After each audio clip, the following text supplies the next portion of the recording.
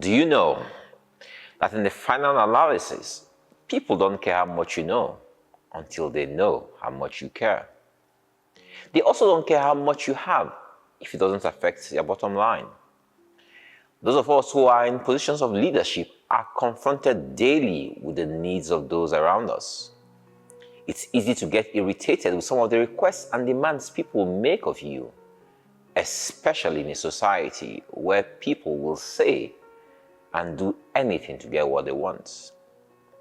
I once told of this man who sent my brother and I several varying messages about his dying wife and child. All lies. There are many who are doing this daily, and it harms those who are in genuine need of help. The world economy is going through a major challenge post-COVID, and governments all over the world are trying to grapple with it as best as they can. We are now witnessing unprecedented levels of crime in so-called developed nations. The streets of London are no longer safe. Thousands of cars are being stolen daily from the streets of America as desperate mobs raid shops and malls. The police and mall security men in most cases just look the other way as looting mobs have their way. During COVID, we witnessed the best of humanity as men and women from all walks of life came together to help the poor amongst us. I think that what we all got wrong was thinking that as soon as the lockdown was lifted, life will return to normal for all of us. But this has not been the case. In Nigeria, life has gotten worse for tens of millions of Nigerians who, through no fault of theirs, are trapped in an economy grappling with the twin effects of recession and inflation. We now realize that our economic experts are only experts in spelling their names, as 10 different economists give you 10 different solutions for the same problem. Meanwhile, we the politicians and business leaders are postulating and pontificating while many around us are groaning in pain and agony. Our church leaders are busy sermonizing while some of their congregation look on helplessly and hopelessly. What do we do at a time like this?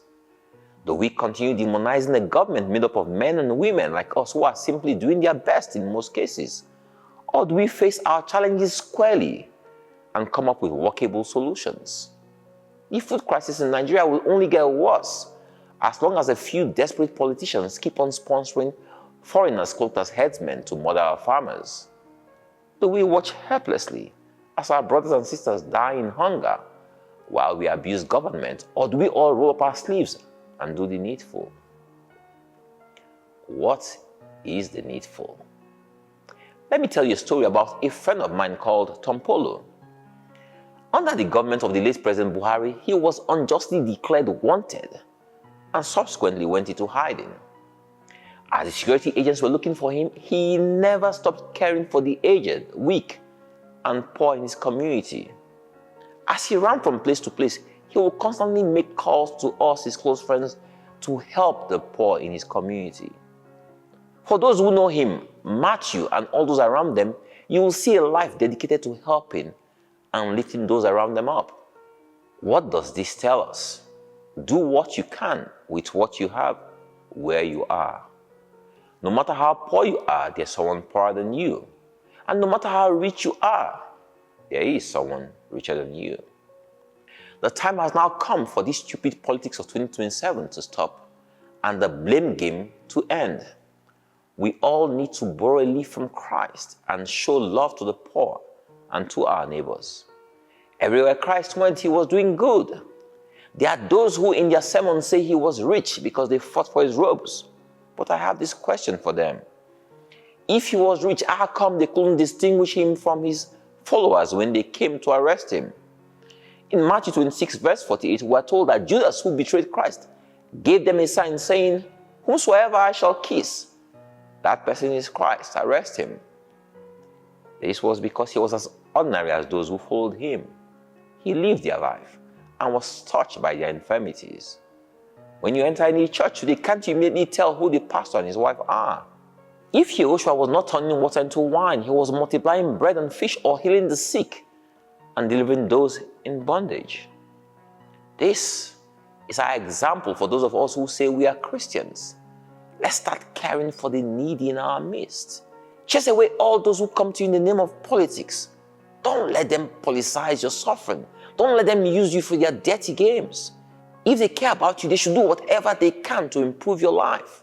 Nobody must first be president, governor, or a local government chairman before he can help those around him or her. I am personally committing the sum of ₦1 billion to the Love Project in the next 3 months. This is a drop in the ocean, but the journey of 1,000 steps begins with 1 step. The Love Project is my personal ministry to demonstrate the love of God to men and women from all walks of life. I rally my family, friends, and associates to join me in this love movement. I will pressure and bully the government if I have to do more than they are currently doing. I will be a thorn in the flesh of those who play politics with the suffering of the masses. If you don't have anything to offer, just shut up. Our nation needs solution providers and not people who are desperate for power or those who believe power is their birthright. God gives power for one purpose only, and that's to effect positive change in the livelihoods of those we lead. But the only positive change we see is in the lives of our leaders, both past and present. But rest assured, our God is on his throne, and salvation will come our way. By the grace of God, I assure you that the Love Project will come to a stop near you very soon. God bless you all.